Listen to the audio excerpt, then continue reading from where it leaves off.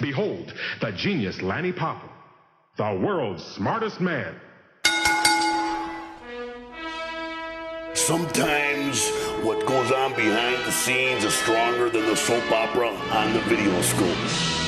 You are listening to The Genius Cast with Lanny Poffo. I am co-host JP Zarka, ProWrestlingStories.com. Ladies and gentlemen, the poet and limerick writing, motivational speaking brother of WWE Hall of Famer, Macho Man Randy Savage, the genius, Leaping Lanny Poffo. Hello, wrestling fans. Welcome to the third edition of Genius Cast. My name is Lanny Poffo, and you are? I'm JP Zarka, ProWrestlingStories.com. And how's life been since we've last caught up? Fantastic. I'll tell you what, life is beautiful in Clearwater, Florida, and they're building a new Crunch Fitness walking distance from where I live. And what a bonus. It's going to be fabulous. And I'm all excited. I'm excited about this podcast. We've got some fantastic fans. I know that's a play on words. But LV Malatesta is our biggest fan. Yeah, she's been talking with me this week. She's such a lovely woman. Now, you met her when you were over at Dr. Urban's, where you guys got together and have a bit of a meet. He's the one who supplied the jacket to Jay Lethal. Yes, what happened was he lives in Massachusetts. He flew down. I met his mother and father, and then we had a big feast where I broke every rule in my diet, but that's what you do when you don't want to offend anybody. You didn't have any cod tongue or anything like this, did you? Well, let me tell you what, everything was to die for. Everything was great. And I said, well, I'm going to start tomorrow back on my diet because today we wine and dine with kings and queens, in the words of Dusty Rhodes. So anyway, she came over and we had fun. And then Dr. Marty Urban gave me the jacket that Jay Lethal wore, in Chicago for All In. Mm-hmm. So isn't that something? Yeah, it was. And you can hear all about All In and StarCast and what your experience was like on our last episode. It's a great listen. We've been getting a lot of great feedback from that show. That's right. And I must be appreciative to the people at Ring of Honor and New Japan Pro Wrestling for allowing me to walk Jay Lethal down the aisle. And it sure was a lot of fun for me. Even though the Animal was there from the Legion of Doom, mm-hmm. and Diamond Dallas Page, I was the oldest person that actually went to the ring. And, I'm old. They are my juniors, and I am their senior. So I just, I feel grateful that, they let me do it. And what a memorable experience that was for the fans to watch. And as many said, it was their favorite part of the show. So thank you for creating a wonderful moment for us, the fans. And of course, thank you to Ring of Honor and New Japan for allowing this to happen. Cody Rhodes and the Young Bucks particularly. And, Flip Gordon, obviously he's been influenced by Ricky the Dragon Steamboat. And that Jay Lethal's been influenced by the Macho Man. I thought they did it proud. I thought that was, what an exciting show. And then, but that's not to take away from the other matches, which were everybody tried so hard to entertain the fans, and the fans loved every moment of it. 2 weeks out, it's still something that the fans and people involved are buzzing about. And man, I can't wait for an All In 2 if this does happen at some point down the line. Well, if it happens, I would love to be a part of it. Absolutely. We'd love to see you be a part of it. Now, one of the best parts of last week's episode was you were talking about how you had the best seat in the house on the outside of the ring, and you were concerned about actually being in the way of the fans' views, and you were asking the fans while you were, ringside, I hope I'm not in the way. And they're like, no, you're okay. I thought that was very sweet to hear. Right. Well, they paid big money. I think those ringside tickets were over $300. Yeah, not cheap. And so you don't need my 7 3/4 head in the way. That's right. Now, last week you also gave high praise for the very best of today, Kenny Omega. This week, let's do the opposite. let's pick out a name that's lost to history, somebody who you've worked with perhaps in the old ICW territory, who we barely hear about anymore, like the Pistol Pez Watleys of the world. Who would you want to, talk about this week? Somebody who's lost to history. My very dear friend George Weingroff, who is my tag team partner, and I just spoke with him on the phone yesterday. And, we talk about everything. And I would like to say, in a world where, I hate to say it, but everybody's dead or dead broke, George Weingroff is very, very successful. He has, he's in the business of where people put money into a machine and get snacks. Right. You know what that is? Yeah, the vending machines. Mm-hmm. He has vending machines. That was the clue. You're right on the ball. I wanted you to know. No, I forgot the name of it myself. Okay, I was just kidding. I'm here to help. Okay, but yes, he has a vending business, and he has, and all he does is stock up his machines with snack food, and then he drives around to pick up the money, and he handles everybody in a polite and professional manner. And I think he's doing fantastic for himself as an entrepreneur. A successful story after leaving the wrestling business. So why is he a name that you want people to know about? Because he was my tag team partner. And, we were the United States Tag Team Champions representing the ICW. And he was visually impaired, but he was a great wrestler at the University of Tennessee at Chattanooga. That's college wrestling. Yes. And great athlete, and he's looking good. And I'm very, very happy and proud of him. Now, how visually impaired was he? I mean, to be out there in the ring and be performing, in front of a crowd in these high-risk maneuvers, how did he get around that? The only thing I'm sure about is his optic nerves were supposed to be red, and instead they're pink. Okay. And smaller. But he sees... I'll tell you what, if you were around him, you wouldn't know that he was visually impaired. He's only legally blind. And he still drives. He does everything. He's one of those overachievers that doesn't let anything stop him from having the greatest life he can have. And he is, just like me, a very proud grandfather. That's fantastic to hear.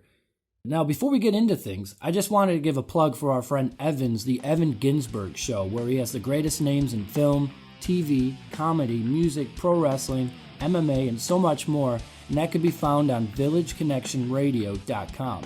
And speaking of the greatest, you've been a guest on his show, and you'll be contributing to their 2-hour Nikolai Volkov tribute show, which is going to be airing on September the 23rd. Wow, thanks for reminding me. I'm going to have to make a video for him. That's right. We'll do that after the show. Yeah, Nikolai was one of the greatest people I ever met, and he's such a gentle soul, but if you messed with him, he beat the hell out of you. I'm telling you, because he was a legitimate athlete. One of the best quotes I've heard about Nikolai since his death, and I believe Evan shared this with me, was he would ask people, "Are you married or are you happy?" And that would always make me laugh to hear that. I've actually shared that joke a couple times since then. Well, a man isn't complete until he's married, and then he's finished. Now, many people don't know this, that the Macho Man name came from Randy's time in baseball. It was a nickname bestowed upon him by fans of his baseball team after Randy was involved with a few scuffles. Now, in fact, the fans would used to put up signs that would say, "Hit the ball here, Macho Man," which is quite incredible. Take us back. Let's hear what it was like growing up a Poffo in Downers Grove, Illinois. We went to Downers Grove when I was in the second grade and Randy was in the fourth grade. We both attended Pierce Downer Elementary School. And naturally, we lived right next to American Legion baseball field. And we were there almost every day when the weather permitted. And then my father got the urge to build a winterized batting cage where we had an automatic pitching, one of those automatic pitchers. Right. Because you can't really get a lot of people in the wintertime to throw your batting practice. Not in the Chicago winters, anyway. No. I'll tell you what, I don't miss that a moment. Although when I was in Chicago just now, Hoffman Estates, the weather was actually 72 degrees and slightly overcast. Beautiful, beautiful. They're getting their early autumn. So I was pretty happy because it's pretty hot here.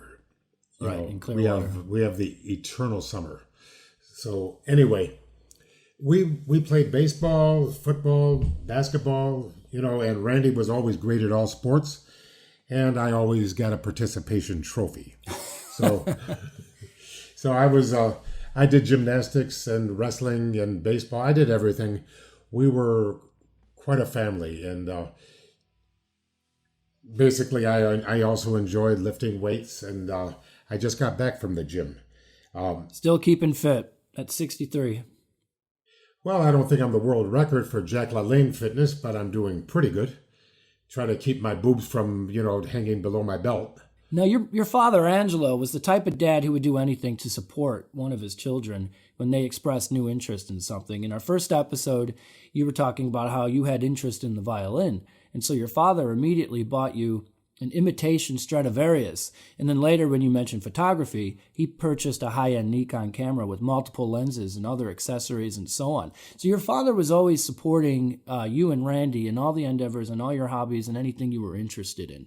That's true. And that's why it really angers me when I hear people say how frugal he was. They don't understand. See, there are people who stay at the Acme Ritz Central Arms Waldorf Plaza and use $100 bills for toilet paper, and then they can't pay their child support. Yeah. So think about that a moment and stop the, do not persecute others for righteousness, when the fact is you'll never be the man Angelo Poffo was. And he put the money where it mattered, into his family. That's right. And having grown up in the Depression, he knew what it was like to live in making do with less. And he made sure that Randy and I never had that. Now, we all know that, or many of the fans know, that Randy had a couple years in the minor league baseball system. How were you at baseball? What did you play in high school? Did you play in college? How far did you get? I never went to college, and I didn't want to graduate high school. That was a big argument I had with my parents. And looking back on it, I would like to say I'm sorry I graduated high school, because they teach you absolutely nothing. For all the teachers out there that are listening, turn your ears off to that one. What do they teach you? They teach you nothing.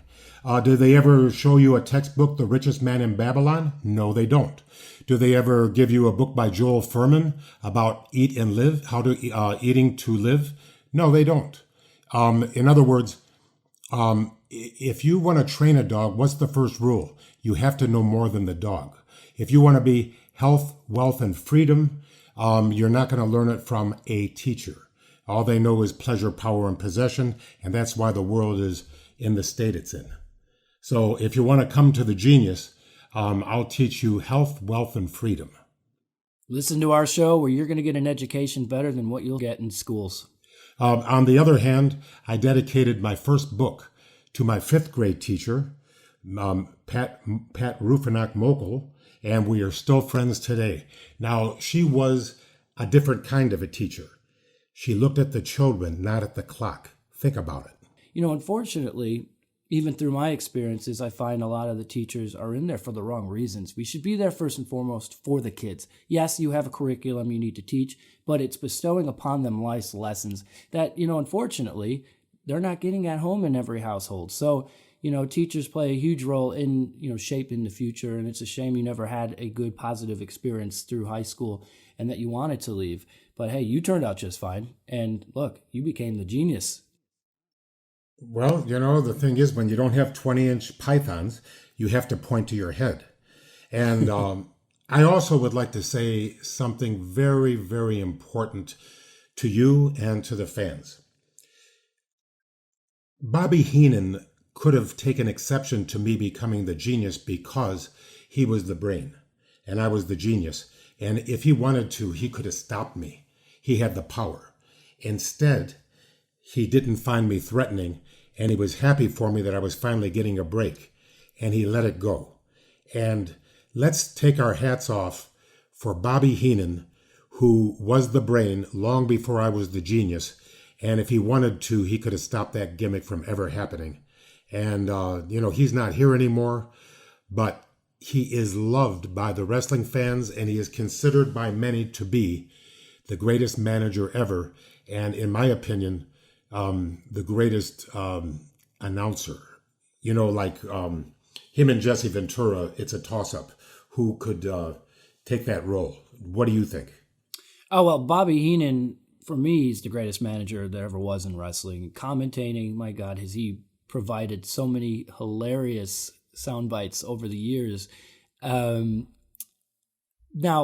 Jesse Ventura, I'm a bit surprised by that one. Of course, he was great in the 80s when he was commentating and so on. Why do you put him on that list of the greatest? Because people still remember him and imitate him. Back to you, McMahon. And I just thought he was fantastic. He had his own deal. I don't think you can go wrong with either fella. Going back to growing up in the Poffo household, your father was a wrestler. He had 42 years in the wrestling business. What was it like growing up with your dad wrestling? Now, did he let you guys in on the secrets of the business? Was it a kayfabe, only type situation with you guys? What was it like having your dad be part of this as you were growing up? Well, by the time I was in the second grade and my brother was in the fourth grade, my father had decided to just be a school teacher. He wanted to reach out to the inner city. He wanted to do something with his life as far as giving back. He was tired of the road and wanted to have a good family life. So he taught at Mason Upper Grade Center, where he quickly fell in love with one of his students who some people said he was too short, but my father felt that because he had a low center of gravity, he'd be impossible to tackle. And if you don't believe me, look it up. His name is Otis Armstrong, and he did very well with the Denver Broncos. And my father gave him, he made an extra key to the weight room, and he gave it to him. How's that? Yeah, he saw something in him for the right reasons. And, a couple of times we went to Mason Upper Grade Center and we met him. And he was about, 5'8", I'm guessing. But he had biceps like little shot puts, and woe to the people that tried to tackle him. Now, your father had a PE education at DePaul University. In fact, you don't know this, but I actually went to DePaul. I graduated from DePaul. And he set a naval record in 1945 for doing 6,033 consecutive sit-ups. And that was, of course, recognized by Ripley's Believe It or Not. That must have been so impressive for you and your brother as a kid. Yes, you are understating it. It was the world record in the Navy. Wow. Yes. And it was Navy-style sit-ups with the hands clasped behind his neck.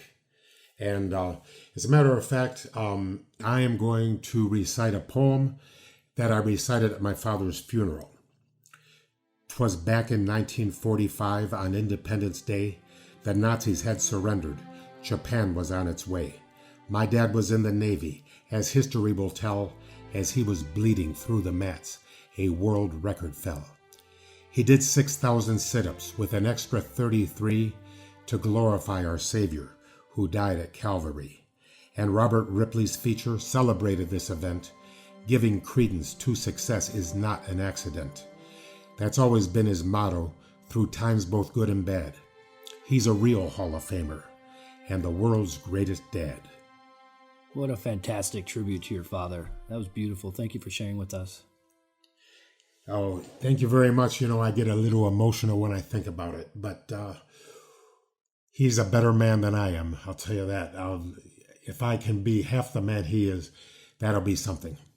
Well, I can vouch for the fact that I think you're quite a wonderful man. I think you guys obviously caught the bug from your father to get involved in athletics. Now, your dad was a catcher for DePaul University on the baseball team.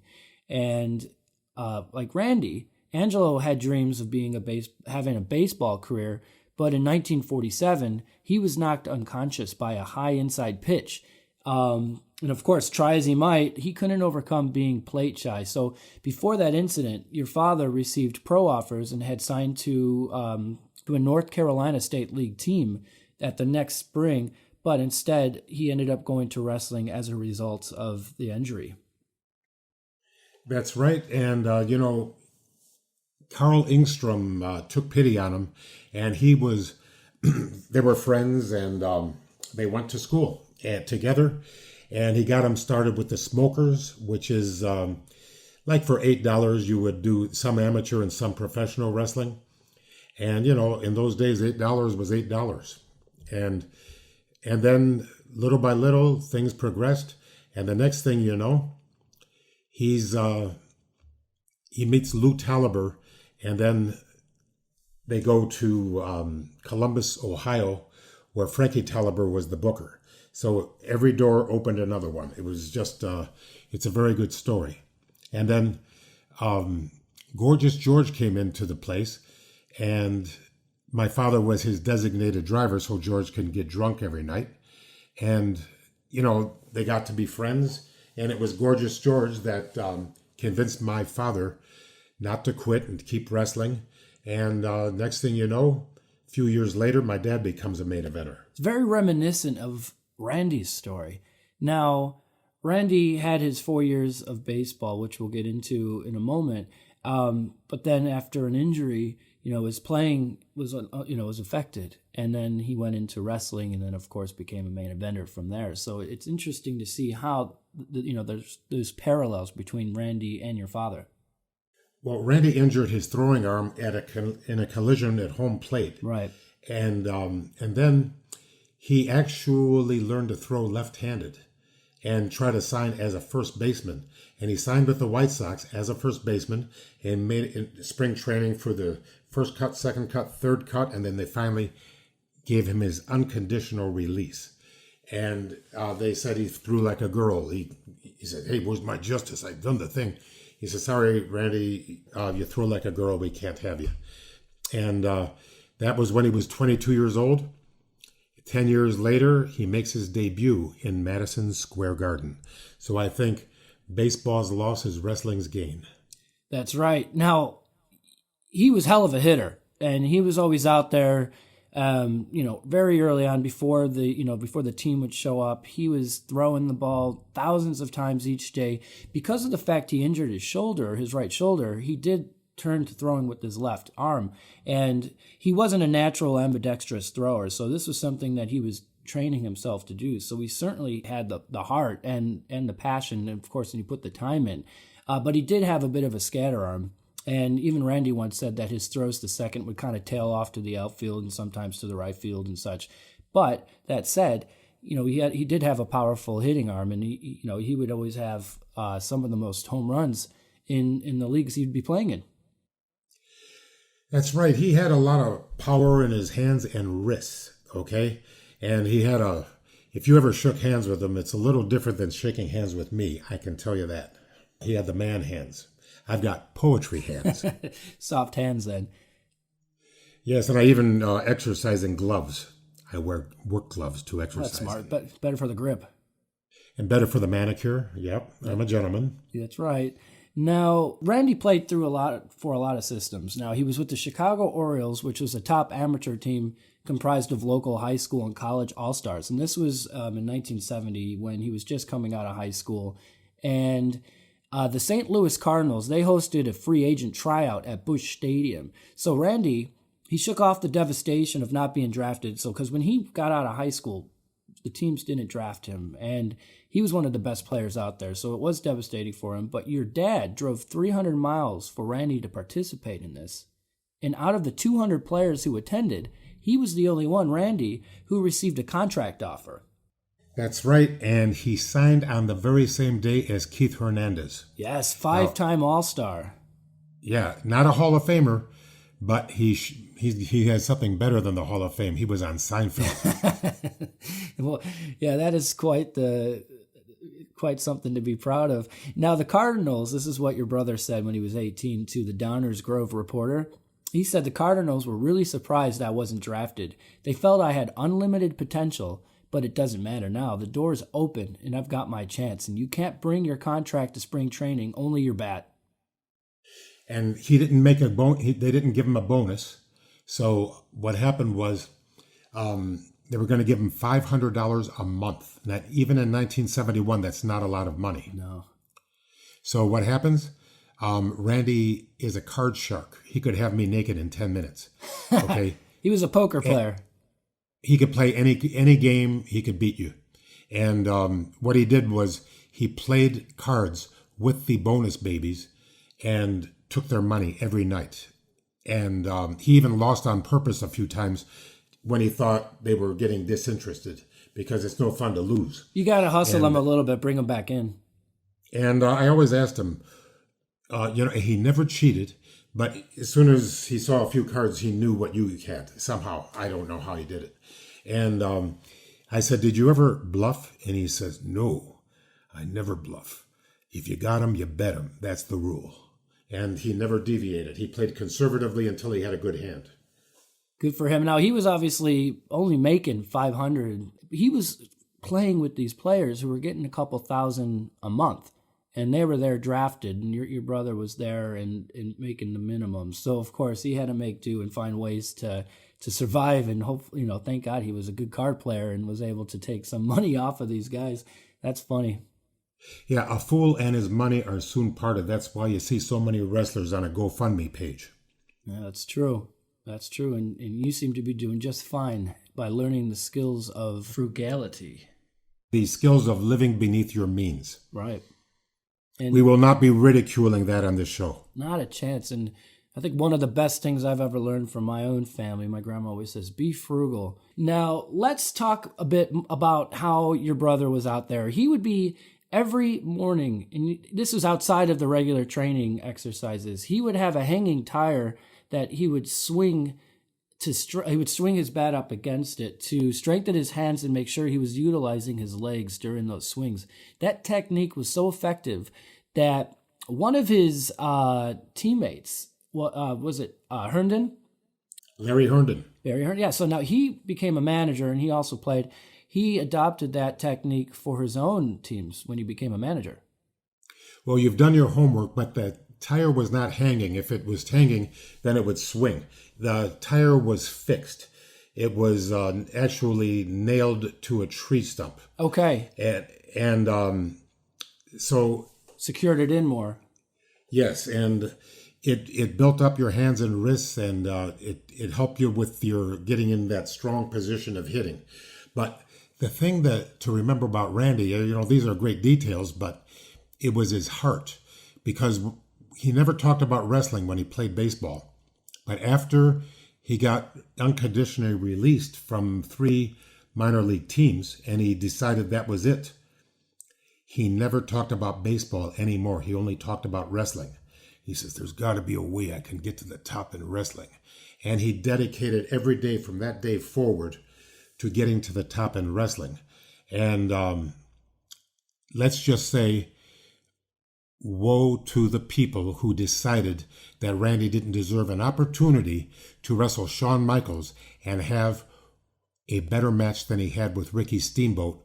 If not, at least he deserved a chance to try. I'm not saying it could have been as great, because after all, he had lost a step from, old age wins on everybody. It's old age is undefeated.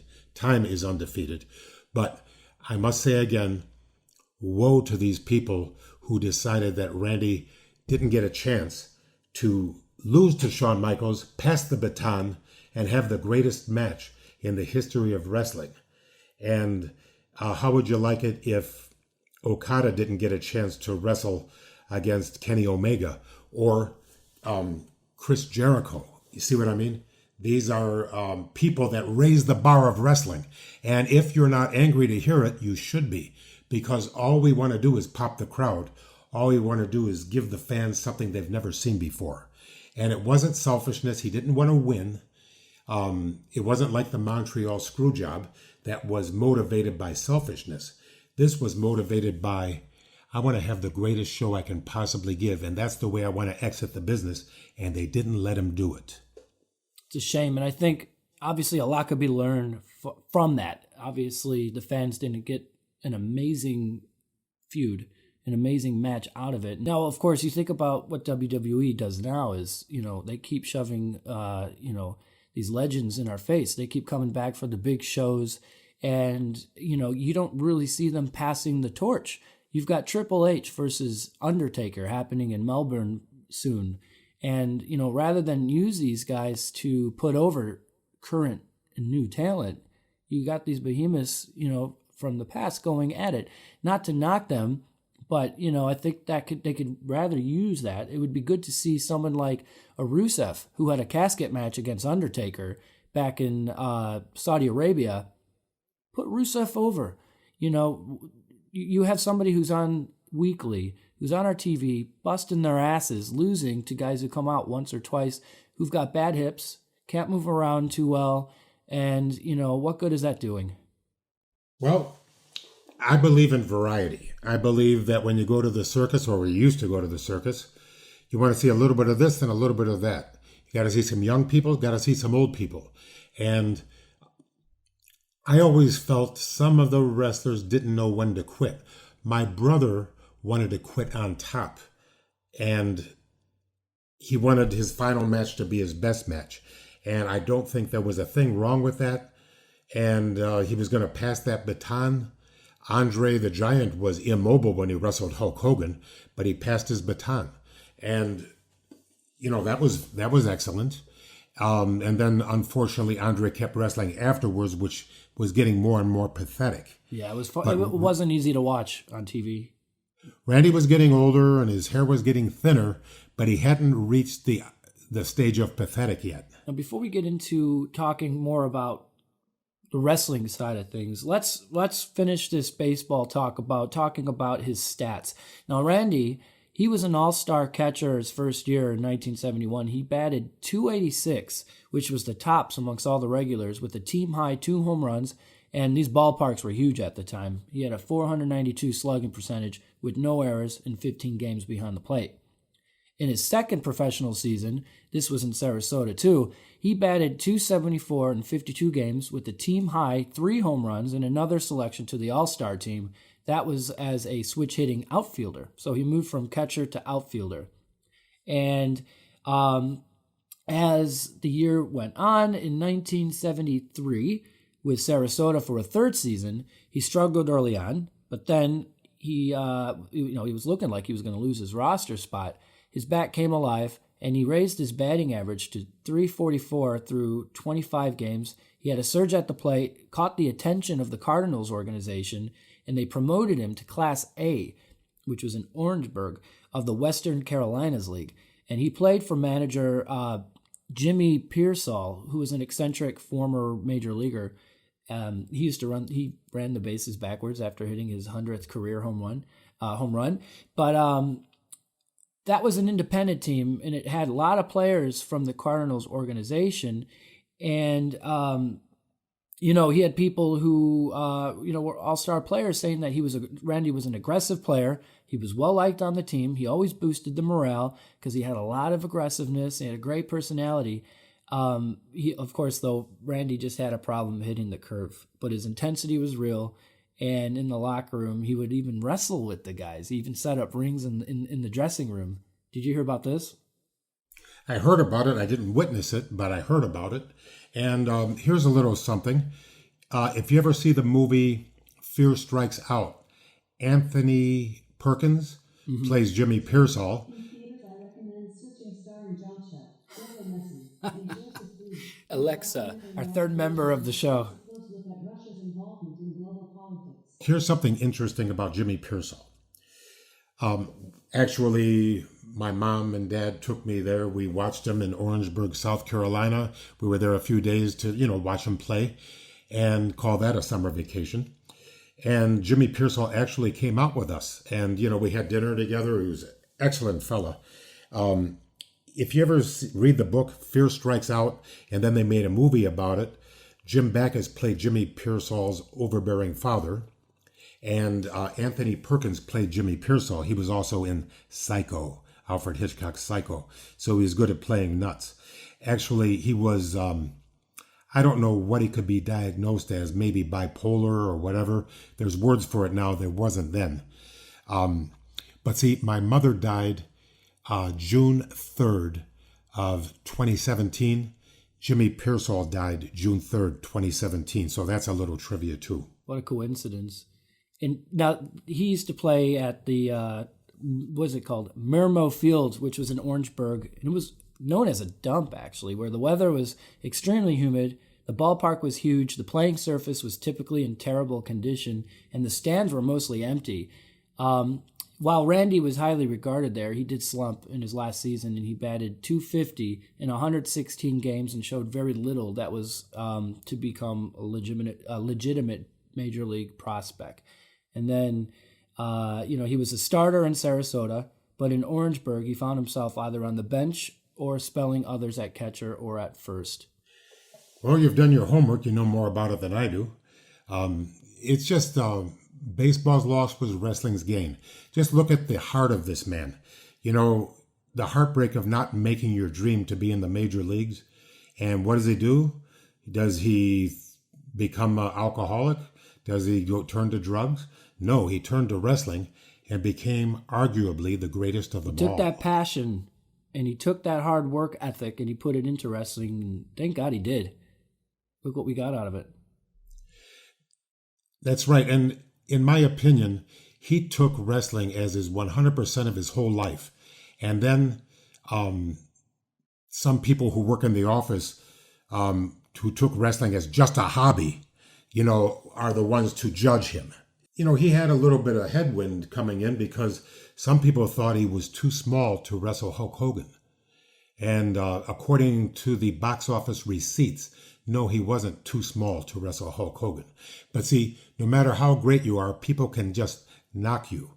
Now, I would like to point out Rey Mysterio Jr., who, if he was seated in the chair that I'm in, his feet wouldn't touch the floor. But can you say he wasn't one of the greatest of them all? One of the greatest of all time. And he inspired a whole generation of kids growing up watching him, especially the young ones. Amazing. I want to bring up one last thing before we change focus, and this is one of the most heartwarming parts of Randy's journey in baseball. Now, this is just before he left baseball for good, before he was let go, and he had one of his childhood friends. You're going to have to help me with his name. His last name was Guarnaccia? John Guarnaccia. John Guarnaccia. Now, he was a friend of yours while growing up, am I right? One of my favorite people in the world. And Randy was playing catcher, okay? And Guarnaccia, he got to the plate, and Randy was whispering to him, I'm going to tell you what the pitches are before they come. And that was just loyalty to a friend, nothing more, he said. And I thought that was fun to hear. Yes, it's a little bit illegal. Yeah, it's definitely illegal. I mean, it wasn't happening in the major leagues, but you see, the thing is, Randy, if Randy likes you, he doesn't care about anything but give you a nice mediocre cheese ball to hit a home run with. And John Guarnaccia played 8 years. He made it all the way to AAA, which is further than Randy got. He was drafted in the 4th round by the Philadelphia Phillies. I know how much money he made, but he didn't give me permission to say it here, so I'm not going to.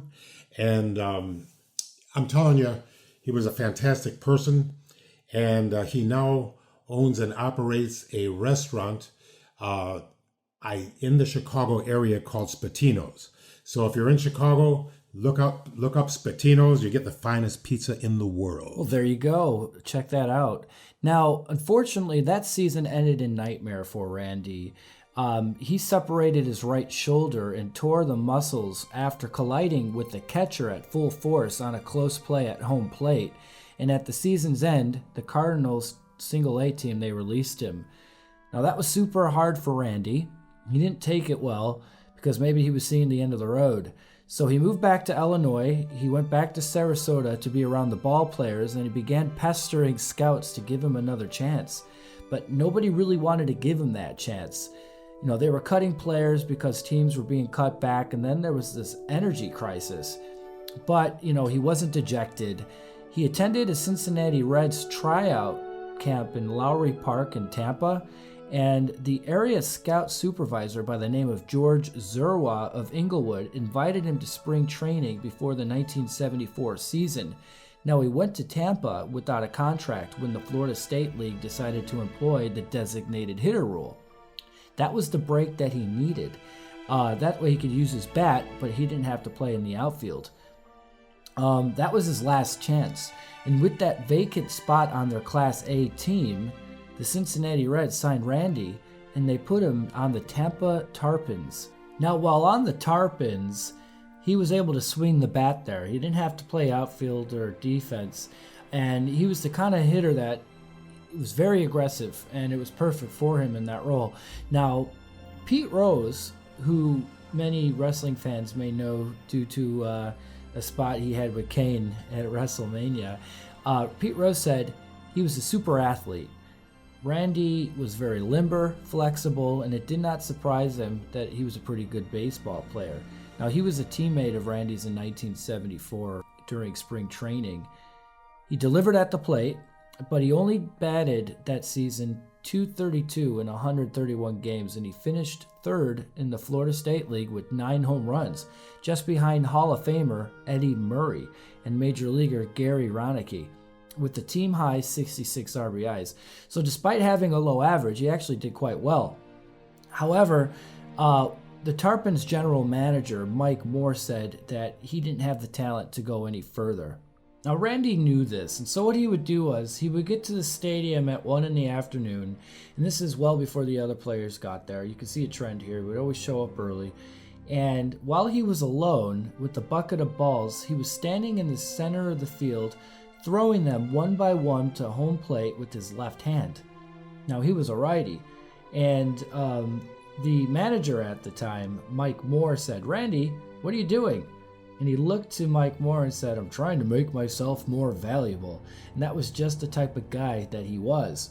Now, throwing with his offhand was something Randy first started doing in high school when he practiced, but he was doing it again to increase his value. Not long later, it was that season where Randy earned the nickname that stuck with him for the rest of his life. On April 29, 1974, midway through a game against the Winter Haven Red Sox, Randy was preparing to bat when Rax Slider, the opposing manager, signaled for the pitching change. Now, Randy at the time was kneeling on the on-deck circle waiting for the inning to begin when he was beamed with the warm-up pitch by the opposing pitcher, and this set off a monstrous brawl. Randy charged the mound and he started fighting the guy, and everyone was wondering what in the world he was doing. Of course, he wasn't at the plate. He was just warming up. He got hit. He had every right to stand out for himself. And just by instinct, he went out there and he attacked the pitcher, and he worked him over really good too. And the next day in the paper, one of the writers got on Randy saying that he was acting like some kind of Macho Man. Randy liked it, and that actually became part of his name, and fans were putting up banners in the outfield that said, "Hit it here, Macho Man." And he kind of dug that. It was perfect for him. The next year he signed with the Chicago White Sox, but didn't make it past spring training. And that's when he went to join my father and I, who were wrestling for the original Sheik in Ohio and Michigan and Ontario. And he became an instant success in wrestling. Yeah. Now, when he started wrestling, now, obviously, if you're playing professional sports, in your contract, it says you're not to do any type of physical activity that might injure you. Now, your brother, on his nights off, or maybe it was in the off season, he would wrestle as the Spider under a mask to kind of hide his identity. But that allowed him to step into the ring and do one thing he was passionate about while also playing baseball. That's right. He broke the rules and wrestled as the Spider. He didn't break the law. He broke a rule. Okay, you can't go to jail for it, but you can lose your contract. But he decided to take that chance. He wrestled for Eddie Graham, and guess who his hero was? Dusty Rhodes and Terry Funk. There you go. And he also liked Pete Rose. Pete Rose was very nice to him. Pete Rose fraternized with the minor leaguers, and some of the Joe Morgan also did, but some of the other Cincinnati Reds were too good to speak to the minor leaguers. Randy enjoyed not being in the Hall of Fame because Pete Rose wasn't in the Hall of Fame, and he thought that was fantastic that neither one was in the Hall of Fame. And sorry, Randy, I had to do it. I didn't do it for anybody but the fans. You got millions of Macho fans. You only got one Macho Man. And if it wasn't for the Macho fans, you wouldn't have been the Macho Man. And, if you're listening, and evidently everybody's listening because this show is a big hit. And I owe you a big debt of gratitude for that, JP. I appreciate that. And, all the promotion that you've done and everything. But I'm saying he thought it was fascinating that neither him or Pete Rose was in the Hall of Fame, and he wanted to keep it that way. He was more famous for not being in than for being in. Every year they would say, is Macho Man going in the Hall of Fame? And every year they would get disappointed. And, I guess I killed that gimmick. And you can hear all about how you did in the first episode of our show. But it was my mother who decided to name him the Macho Man in wrestling. And, so that's like a conflicting stories, okay? I don't know how he became the Macho Man. I only know this. If they would have called him underdog, he still would have got over, because with talent like that, you can't lose, no matter what they called him. Right, exactly. If it was Nacho Man, just a guy eating nachos. By the way, if you remember, they did use the Nacho Man when they wanted to make fun of how old Randy is in the WWF. Remember? That's right. Yes. And that got over like a fart in a spacesuit. Randy didn't enjoy that one bit. Yeah, those Larry King segments with Hulk Hogan also being portrayed as old. How did your brother think of that when he saw and heard about this? He wanted to.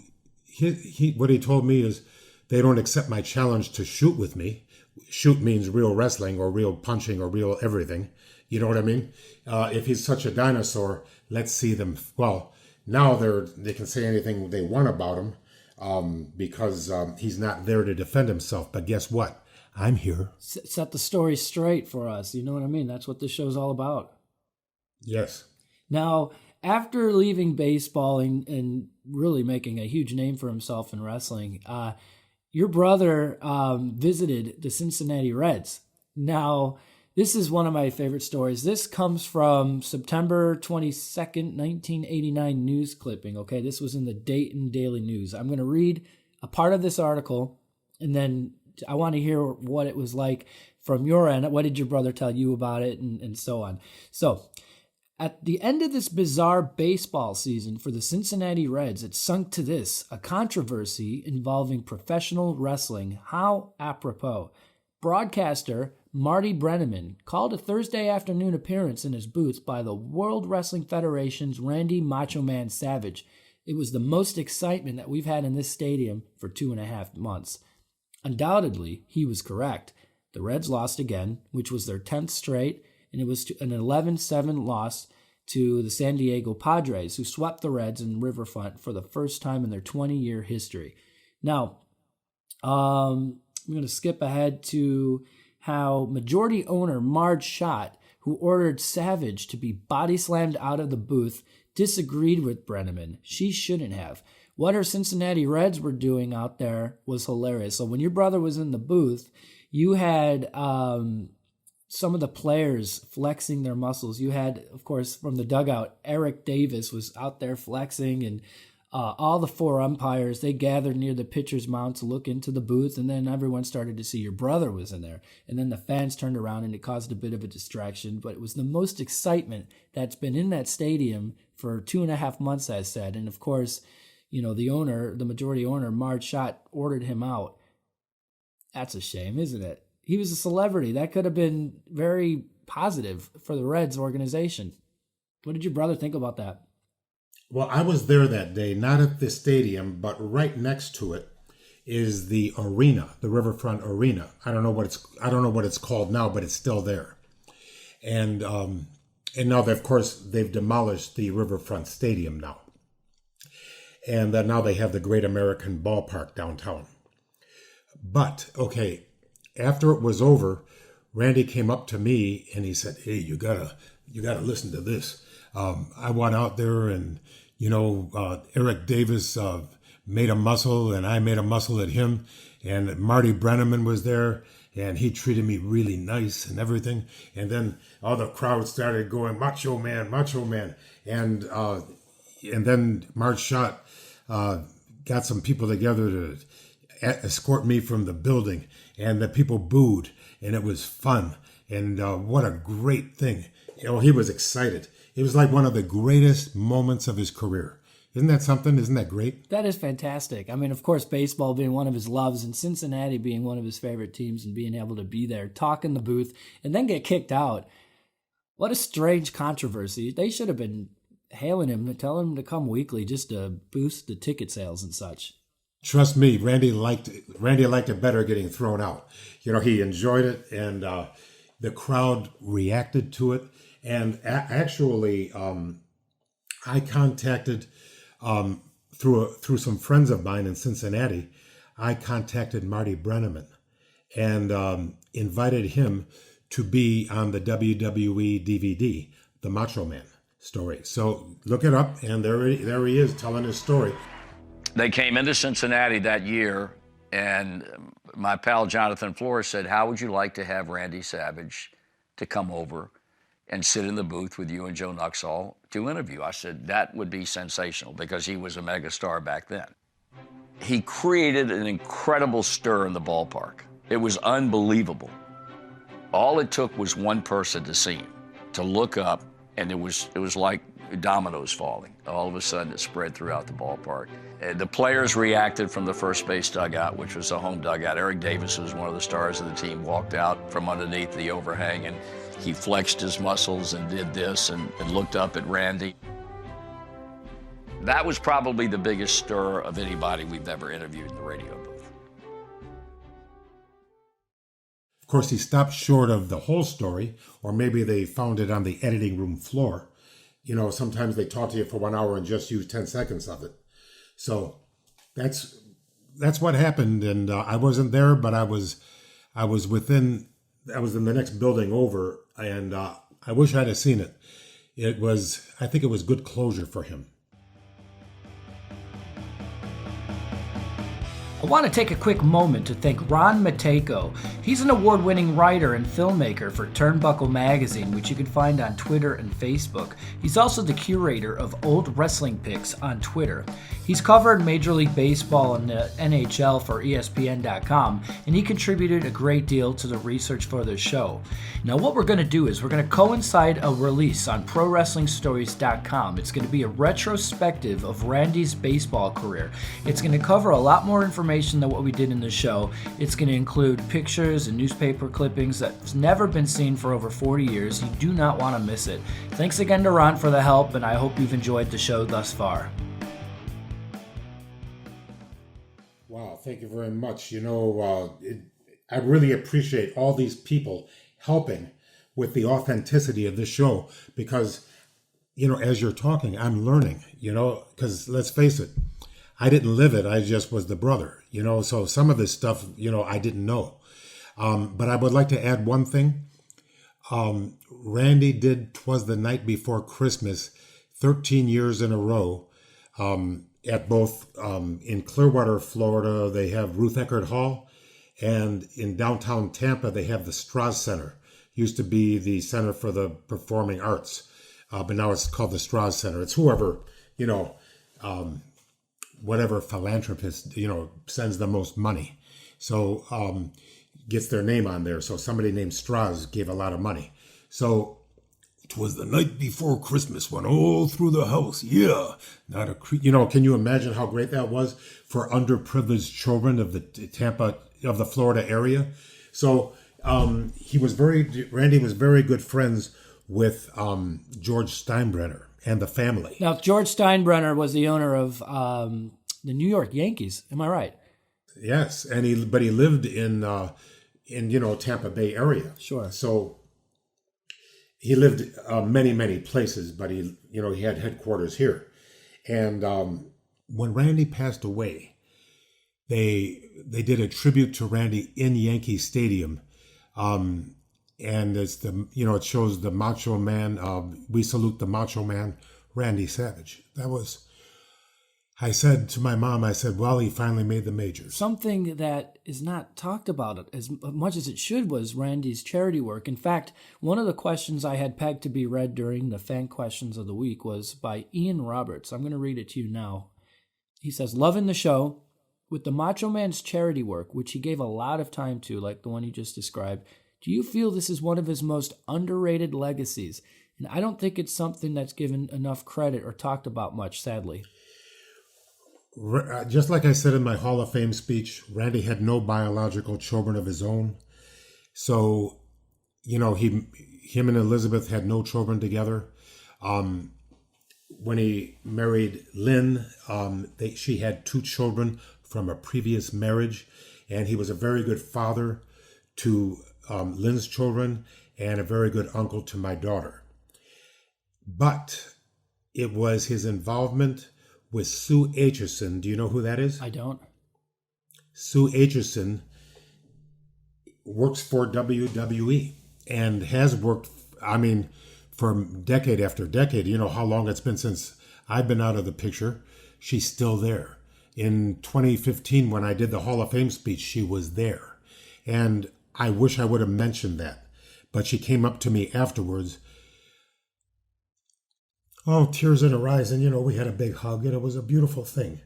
But Sue Aitchison was the one who works for the WWE that got Randy involved in Special Olympics and always made sure that the music was there, always made sure that everything was there. And then they had, I'm telling you, a mountain of free merchandise from the WWE every single time.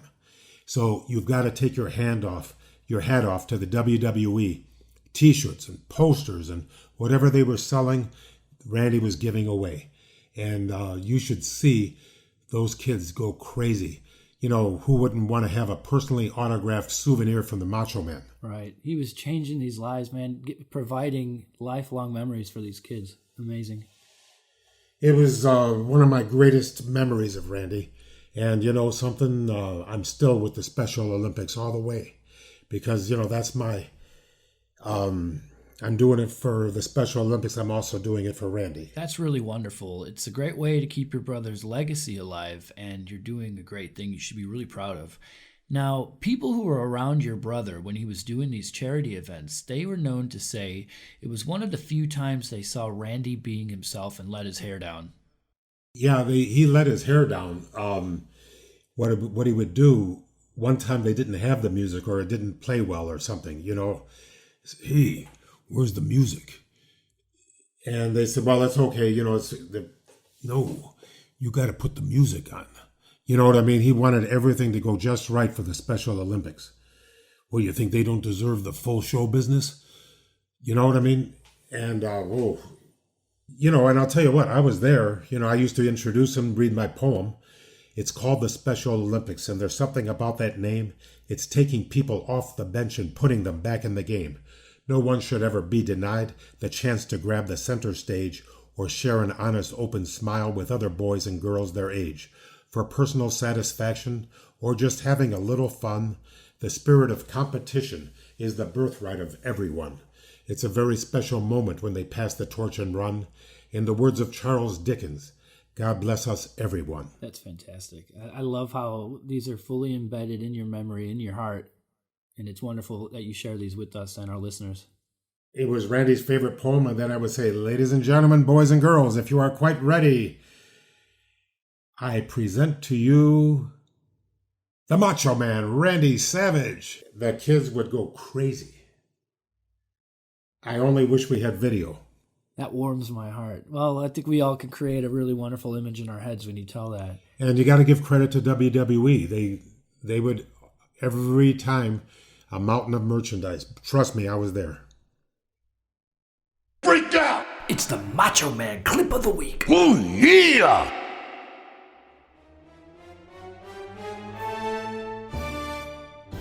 You young punks today, guys. got nothing on the Macho Man Randy Savage and my generation, yeah, and all the legends, yeah, because I'm telling you, that's complete mental insanity, yeah.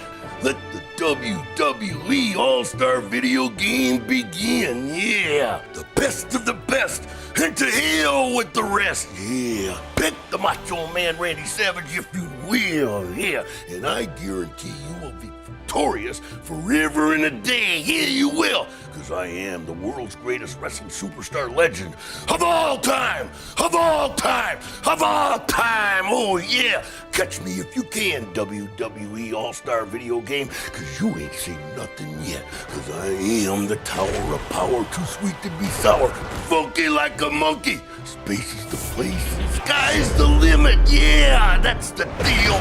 Greatest matchups of all time haven't happened yet, no they haven't, until now. And it's up to the WWE Universe to take control of a volatile situation.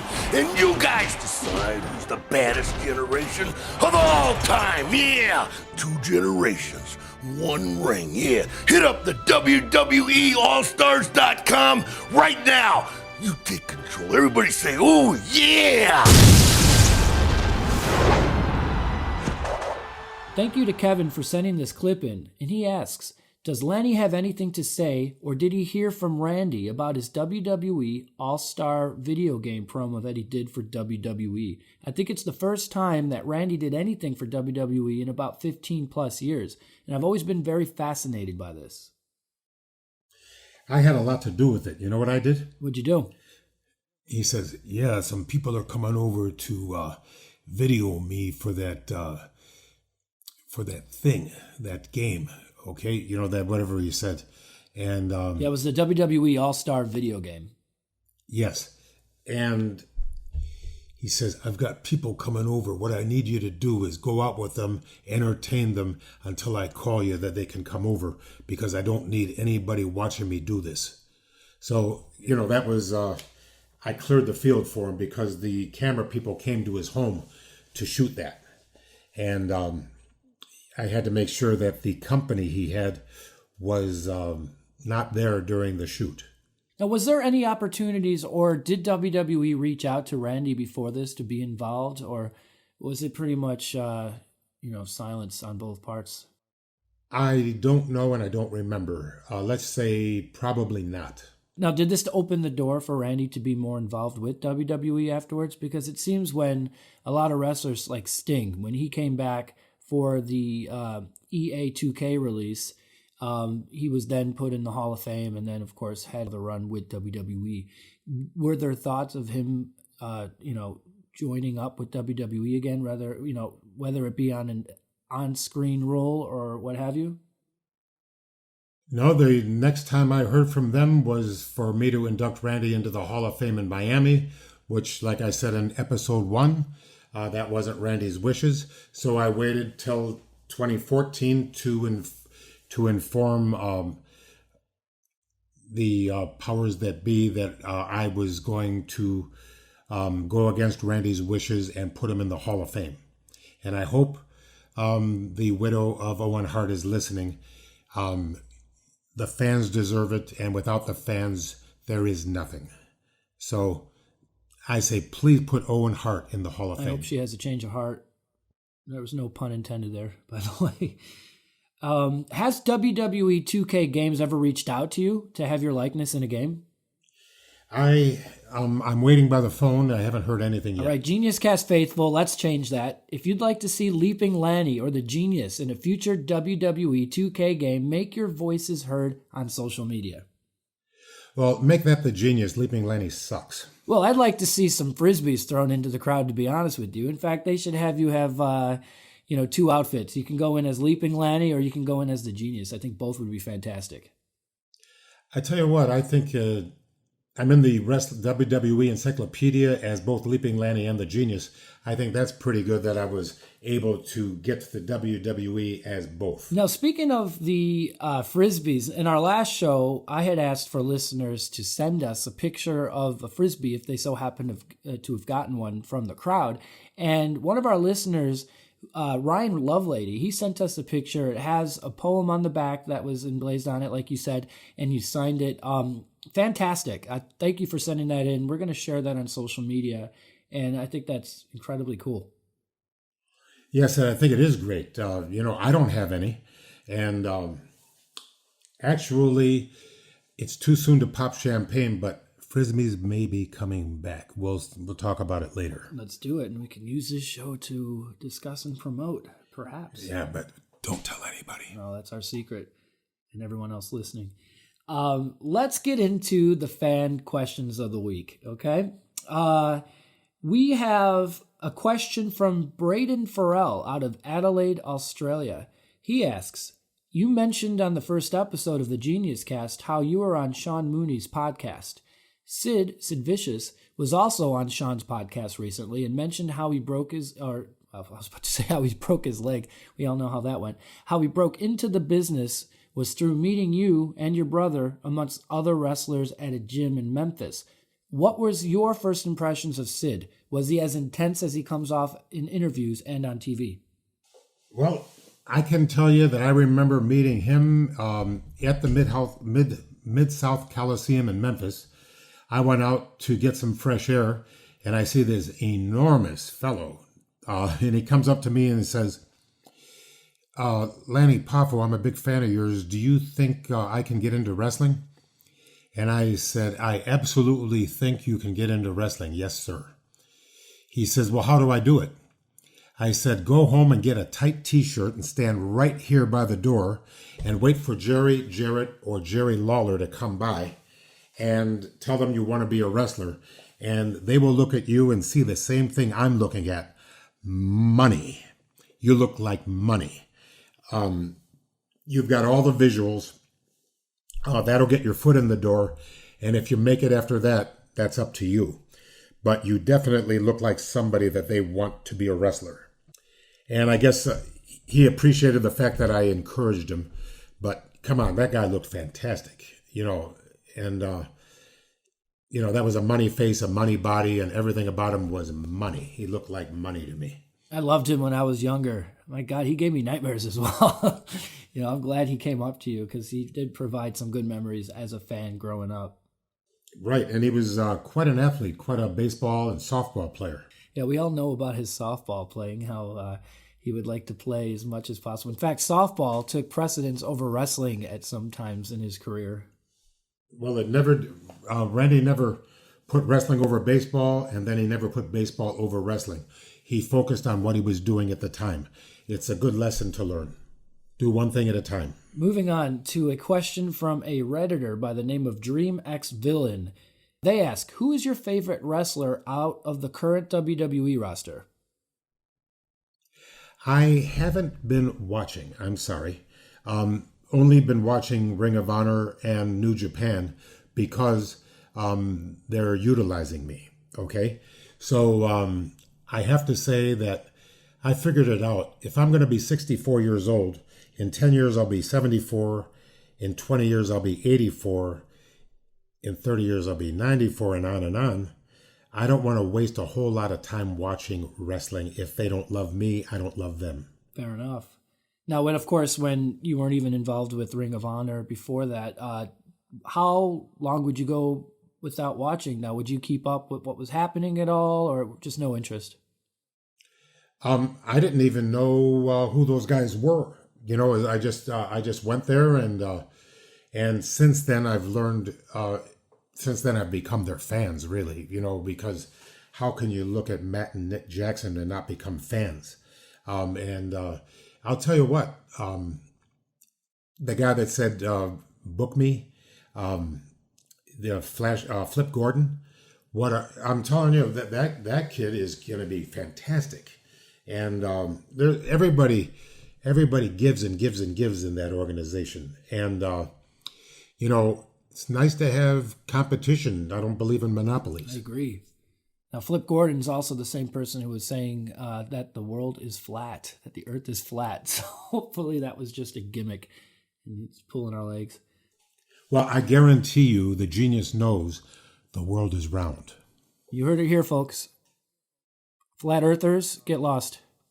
It wasn't, it was Galileo that decided that Copernicus was right. It was Copernicus that decided it was round, and Galileo proved it by inventing the telescope. History lesson for all our listeners. Moving on to the next question. This one comes from Sibilance from Reddit, who asks, I bought your poetry book online a few years back. And by the way, for those who want to buy them, fantastic. Go to geniuslannypoffo.com where you can find his books. And he was surprised to see that it was actually autographed by yourself and your brother. Is that legitimate? Did the madness come over one day and sign books with you? The madness came over one day and said, I bet you'd sell better if I autographed it too. And what a nice thing, huh? Absolutely. I mean, if I got a book expecting, obviously I wouldn't be expecting an autograph in it, but to have an autograph by you and your brother, fantastic. Well, unfortunately, there aren't any more, but she's got one of them, so that's all there's going to be. But if they do order it from geniuslannypoffo.com, you will personally sign those books. Am I right? I certainly will. Fantastic. So there you go. Check out the website and you could get a copy of those books there.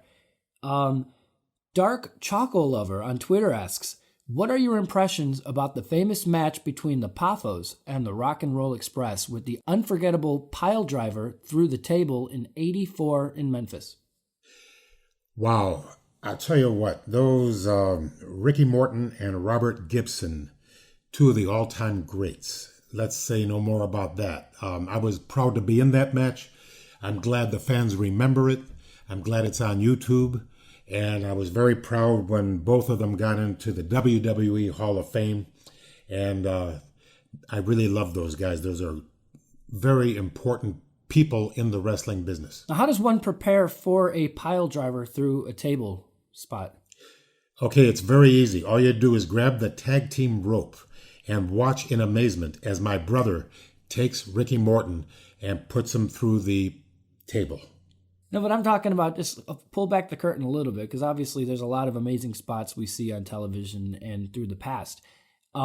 When preparing for matches like this, do you guys actually practice a spot like that, or do you just go out there and do it? No, this is raising the bar to a new level. They take a chance. That's what they do. They take a chance. It's a calculated risk. But my brother did not hurt Ricky Morton, and Randy didn't hurt himself. Randy never hurt anyone. He was that good, and Ricky Morton trusted him. So, they just did it. They did it well, and it's a calculated risk. You don't see the pile driver much these days. I'm glad, because if you do one thing wrong, well, look, Owen Hart broke the neck of Stone Cold. You don't get do-overs with your cervical vertebrae. In a tragic irony, and what some people don't really know, is that 5 years before that Austin-Owen match, which seriously injured Austin's neck, Austin was in a match with Masahiro Chono, and Austin put on the same inverted pile driver that Owen put on him, and Austin injured Masahiro's neck. And, it's a bit tragic and ironic. I've got this story up on ProWrestlingStories.com, so all you got to do is look up the botch that almost left Steve Austin with the broken neck, and you can read all about it there. It's not a safe move, and perhaps it's best that we keep that one behind us. Adidas Fiend on Reddit asks, from what you've seen recently, how would you compare the locker rooms and wrestling interactions with each other now versus your heyday in the WWF?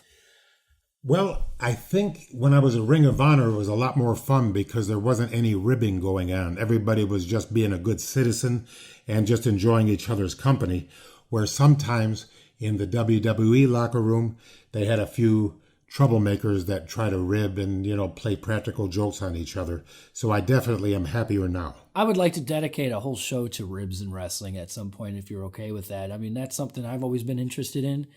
We've got an article on ProWrestlingStories.com entitled Ribs in Wrestling, and it just goes into, I think we've got over 20 stories in that piece alone. And there's many other stories on the site about it. Oh my God, the British Bulldogs, Roddy Piper, Mr. Fuji, Mr. Perfect, X-Pac, you name it. My God, there was a lot of ribbing going on. I can't wait to hear some stories that you experienced or are aware of. Okay, we can do that, yes. Awesome. Now, the last question comes from Chiefian Axatol on Reddit, who asks, with you and your brother giving Lethal the blessing to do the machismo gimmick, and given the extreme popularity of the new Spider-Man game, What would you say about Lethal busting out Macho Man's character from the first Spider-Man movie, Bonesaw? Well, I'll tell you what. If you watch the Young Bucks have a video out, and it's called "Being the Elite," and actually Jay Lethal did do a scene from that movie, Spider-Man, and he's brilliant. He knows all the lines. He knows everything. And some of the high spots that with Ricky Steamboat were duplicated with Flip Gordon. So this guy is a stickler for details, and I'm going to tell you what, I have a lot of people to be thankful for. Mark Brown is the first one because he's the one I sat next to on the plane. You know, Southwest Airlines going from Tampa to New Orleans for WrestleCon. And I'm telling you, he's the guy that opened the door for Ring of Honor for me. And everybody else just followed suit. And I cannot express how nice everyone was to, make me feel at home and utilize me. And, it makes me very happy. It makes me feel so young. It makes me feel as though spring has sprung. And every time I see you grin, I'm such a happy individual. I love that, busting into song here on the Genius Cast. And with that ends our Genius Cast of the week. Do you have anything coming up, any appearances down the line that you'd like to plug? I have a lot of appearances coming up, but I don't want to talk about it right now because I don't want to open up champagne and have to put it back. So when we do know something for a fact, you'll hear it here, where you can see Lanny, where you can get a chance to meet him, and where Randy's Hall of Fame ring, which you bring with you on all your appearances. That's right, and September 16th I will be in Detroit. September 22nd I will be in Rome, Georgia. And September 29th and 30th I'll be in Winnipeg for a guy named Jason Gagne, who is a very dear friend of Kenny Omega. October 13th and 14th, Hamilton, Ontario. October 19th, I'll be in Tampa bowling for charity. And, that's all I can say right now. But keep tuning in, and you might learn something. That's right. And thank you to our listeners for tuning in, for making us one of the best wrestling podcasts on the net. We were told last week, one of our listeners said, you were like the people's podcast because you get everyone so involved, all the listeners involved. I think that's fantastic. Thank you for listening. Thank you for spreading the word. And I look forward to doing this again with you next week, every Monday. Let's do it again. Let's do it. Thank you and goodbye. Goodbye.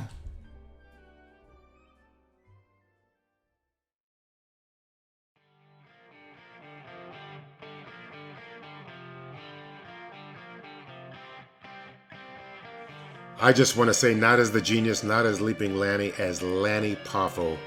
Thank you to all the fans that made this Genius Cast a big success. It's a lot of fun to do. I hope it's fun to listen to. We can't thank you enough, guys, and thank you to everyone who's already left a 5-star review on iTunes. Every single one of those is going to help our show grow. If you haven't done so already, you can find us on Twitter, Facebook, and Instagram at The Genius Cast. We're going to be using those accounts to keep the Poffo family memory alive. Quick shout out to ProWrestlingTees.com, where Lanny's got his Brothers from Another Mother t-shirt for sale. You've seen it on All In, now you can wear it in front of your wrestling friends. You've got Lanny Poffo on one side, and you've got Black Machismo Jay Lethal on the other. Thank you to all the fans who've written in and sent in your poems that you wrote specifically for this show. That means a lot. You can continue to do that and send Macho Man Clip of the Week suggestions and questions for the show to thegeniuscast@prowrestlingstories.com. Find Lanny every Monday on Reddit, where he'll be taking your questions and you get a chance to communicate with the genius himself. We had a lot of fun this week, and we can't wait to bring you a new Genius Cast each Monday, so don't forget to subscribe. I'm JP Zarka, and you can find me on Twitter at JP Zarka, that's Z like zebra, ARKA. That's it for now. So long and goodbye.